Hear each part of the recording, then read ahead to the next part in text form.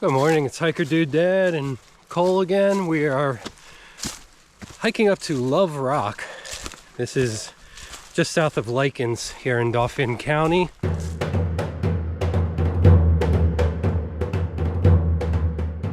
There is a legend here that involves Native Americans in the area and two twin brothers, fraternal twin brothers, Harold and William Wiggins. This legend was first reported in the early edition of the Wiggins Register and published in a Wiggins Williams Valley history book back in 1922. The current version of the story was reworded and reprinted in 1981 by the Harrisburg Patriot News. So we'll go with this much less racist version of the story as we walk our way up to Love Rock here. Okay, so the 24-year-old English Wingans brothers left their home in the mid-1700s and came to New Amsterdam, which you may now recognize as New York. But they only stayed on Manhattan Island for a short time before parting ways for a year. They each became captivated with America's natural beauty and became trappers, hunters, and fishermen. So the brothers met up a year later along the Susquehanna River and fell in love with the Susquehanna Valley. They befriended a Native American tribe near the Susquehanna River. They were part of a larger group 16 miles to the east, which is here in Wiggins. So the brothers went to this village and they were surprised by the chaos going on in the village. But apparently they were preparing for the chief's biological son to marry the chief's adopted daughter that night. So the bride was kept in a colorful wigwam in the middle of the village, for some reason guarded by some tough-looking braves. The brothers lamented their disappointment and not being able to see the bride. After all their lamenting outside of the tent, the bride started singing a song from inside the tent in perfect English. Nice little pine forest here, we're almost there. The brothers, they were listening to the voice and were shocked to hear that the words weren't a song that they knew, but it was a story she was trying to communicate to them. So apparently she was a white woman captured by the Native Americans. Seems to be a story told all over the place around here, honestly. There's legends of this, you know, a Neversink Mountain, King and Queen seat down in Maryland, but seems to be a popular theme of the time. So she was captured by the natives and adopted by the chief and being forced to marry his son. The guards could not understand the English, so her song was basically a cry for help to the Wiggins brothers. All right, false alarm for us. I thought we had gotten to Love Rock. This is an unloved rock, as it is almost all graffiti. Well, we have to keep going up the hill this way, but you can kind of see the park road down there. We're in Wiggins Glen Park right now, above it, and I can hear Rattling Creek down there as well. But we are here in the Wiggins Valley. Beautiful hike so far. It started out in a neighborhood. There is not really any parking here, just kind of street parking.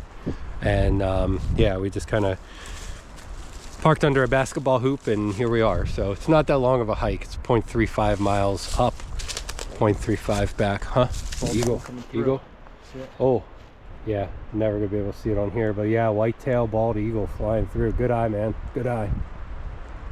Oh man, that's beautiful. Yeah, white head, white tail, I can see.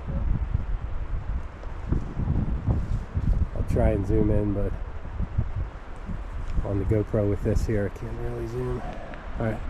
They realized that the ceremony is going to be held that night, so Harold and William concocted a rather elaborate plan to rescue the woman from the village. The natives had whiskey, so the stereotypical plan relied on the natives pre-gaming the ceremony, getting like hammered so they can rescue the woman before she gets married. All right, so eventually the ceremony started, and you can read the account, I'll link it below, which is very confusing. Maybe the Wingans brothers were hitting the whiskey too. But basically Harold swooped in on the chief's horse and grabbed the woman. He took her to where William was, and the two switched places. William rode up Berry Mountain and Harold ran a lower path. So maybe William and the horse and the woman were coming up this way, and down below was Harold. And when they got to the outcropping, I'll continue the story when we get there. All right. Trail's getting rockier, and I think we can see the outcropping now.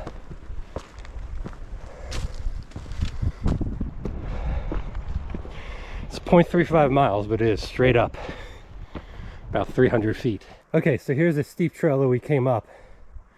And number one problem with the legend is who's riding a horse up through these rocks to the Overlook.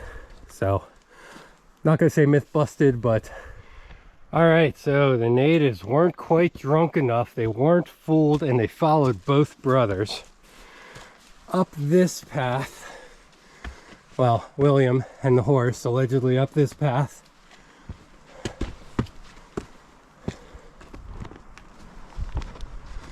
Oh, this is a great view. Look at this. Yeah. Whoo! Oh man. Yeah, we got the water tower. Yeah, unfortunately there's that water tower right there, but still, and the road, but this is a great view. Man. So once William and the horse and the maiden were up here, Harold was down below. Harold called from below, telling him to, quote, jump the horse over and keep well on him. They have wounded me to death. So William was like, quote, oh, that sounds like a great idea from a dying man, giddy up. And he jumped off of here on the horse with the woman off of here. So they jumped off of here, most likely backlit by a full moon and in perfect slow motion.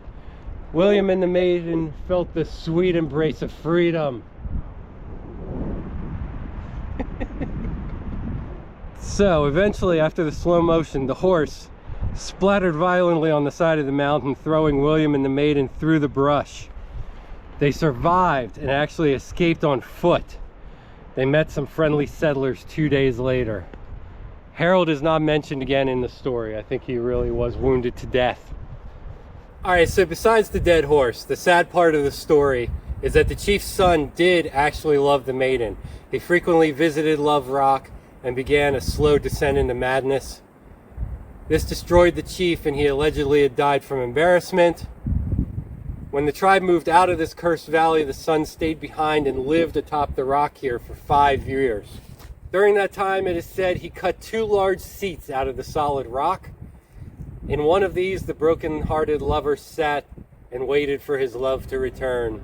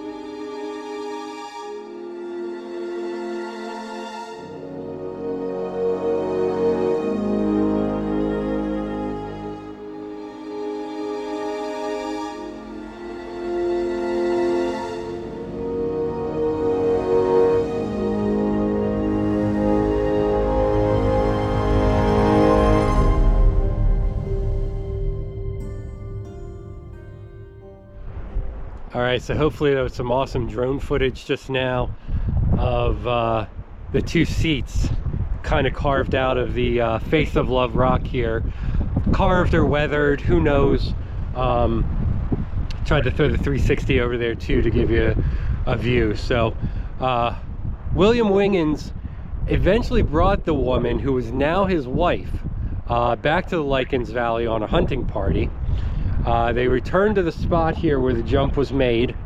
And who'd they run into? They ran into the chief's son, waiting for Mrs. Wiggins. The chief's son smiled at her and motioned to the empty seat beside him. Then he laid back and closed his eyes. When the Wingans reached him, they found the native dead, the seat beside him still empty. The seat in his heart empty as well.